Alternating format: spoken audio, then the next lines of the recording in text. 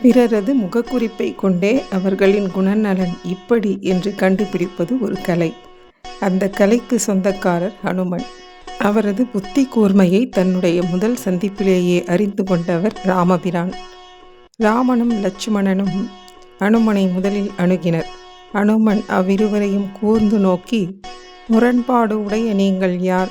என்ன நோக்கத்துடன் இங்கே வந்திருக்கிறீர்கள் என்று கேட்டார்.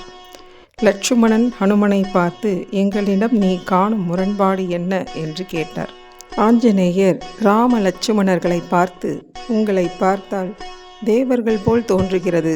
ஆனால் உங்கள் பாதங்கள் இரண்டும் பூமியில் படுகின்றன. பார்ப்பதற்கு தவசிகள் போல் தோன்றும் நீங்கள் கையில் ஆயுதங்களை ஏந்தி நிற்கிறீர்கள். ஞானிகள் போல் தோன்றினாலும் துன்பத்தில் மூழ்கி இருக்கிறீர்கள்.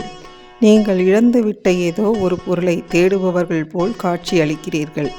இவை உங்களிடத்தில் நான் கண்ட முரண்பாடுகள் என்று கூறினார்.